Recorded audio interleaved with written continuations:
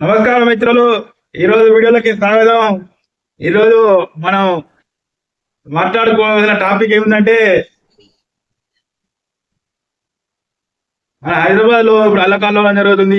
ఇది గత 70 ఏళ్ళ బట్టి ఈ దేశాన్ని విధ్వంసం చేస్తున్న పార్టీ ఇప్పుడు తెలంగాణను చెరబట్టి ఆగమాగం చేస్తుంది. ఎట్లా బతకాలి?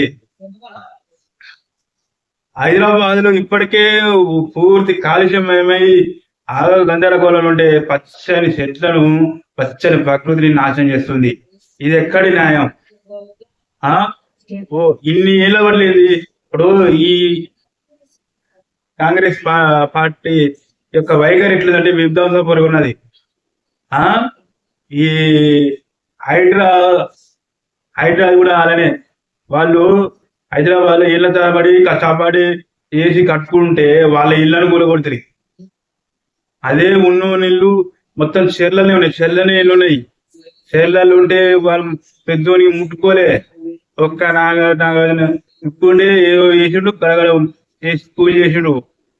అంత పేదోళ్ళ ఇప్పుడు హైదరాబాద్ ఎంతమంది అసలు మనకు రోజు కూడబెట్టుకొని అదే ఇతర చేసుకొని హైదరాబాద్ ఇల్లు కావాలని కొనుక్కున్న వాళ్ళు, కట్టుకున్న వాళ్ళు ఆర్ఎస్ఎల్ వాళ్ళ జీవితం లైవ్ మొత్తం పెట్టి చేస్తే నువ్వు దౌర్జన్యంగా కులగొట్టివి.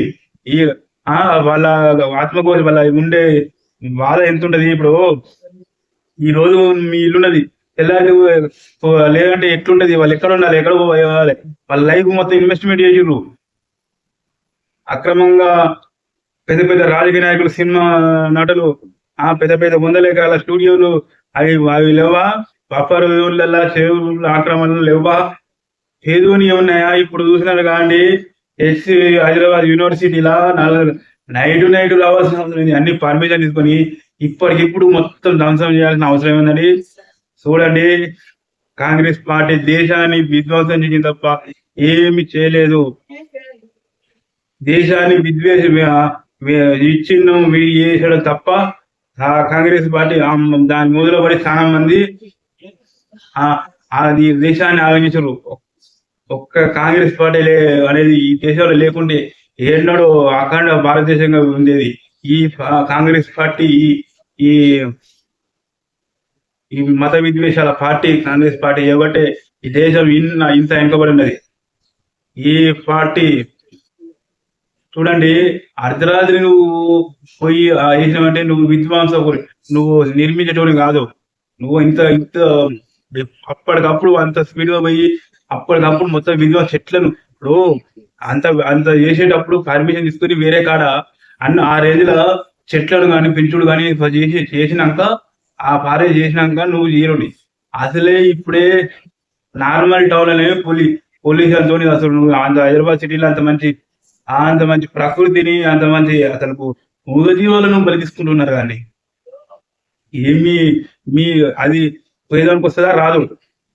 ఇప్పుడు ఈ బీఆర్ఎస్ వీళ్ళు అయిన వాళ్ళు వారసులు గారి మధ్యలో బలైతున్న విద్యార్థులు ఆ కొట్టాడు, వాళ్ళు లారీ ఛార్జీలు వాళ్ళు దెబ్బలు తినుకుంటారు.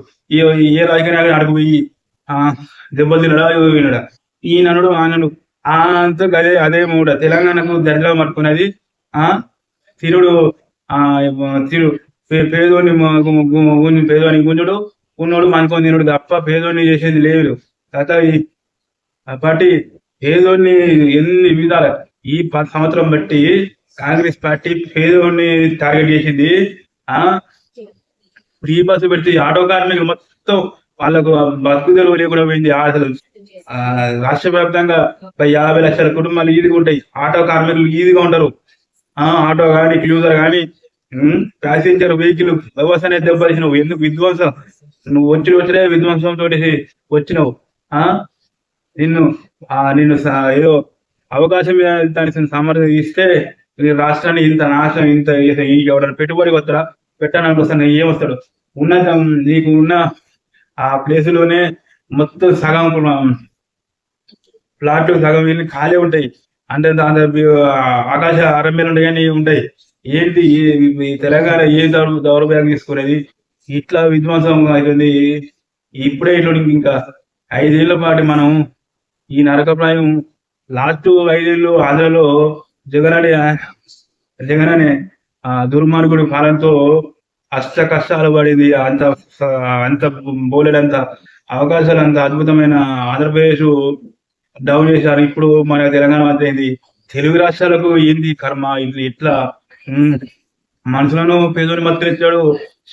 ఆ ఆ పశువుల జీవరాశిని వాడి కోడి నీకు ఆత్మ కోస ఖచ్చితంగా కొడుతుంది.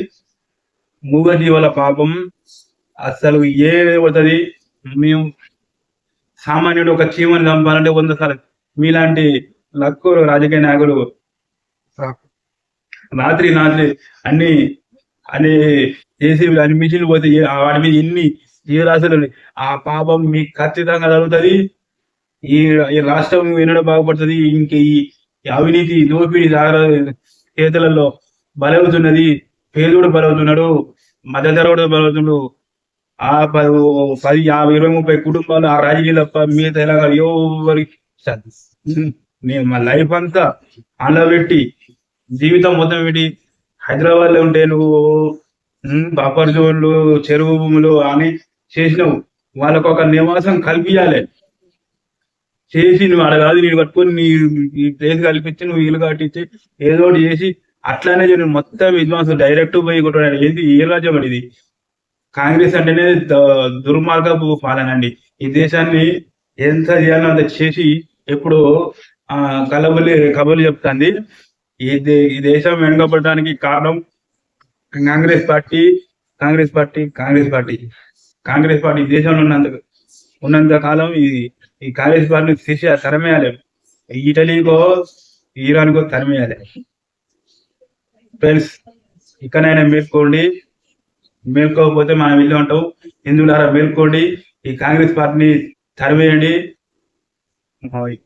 హిందూ అనేటోడు ఈ కాంగ్రెస్ నమ్ముకుంటే నిన్ను నువ్వు అమ్ముకున్నట్టే. నీ యొక్క పవిత్రమైన దైవాన్ని నువ్వు తిట్టుకున్నట్టే. కాంగ్రెస్ పార్టీ నమ్ముడు అంటే జై హింద్, జై భారత్. ఈ దేశం ఒకటి చెరలో బందీ కాకూడదు. ఈ దేశం అఖండ భారతదేశంగా హైందవ సంస్కృతితో సనాతన ధర్మంతో విరాజిల్లుతుంది. ఇంకెంత కాలం ఉండదు. అయిపోయింది మీ కళ్ళబొల్లి కబులు, మీ మాటలు. జై హింద్, జై భారత్. మళ్ళా వచ్చి వీళ్ళు కలుద్దాం. జై భారత్.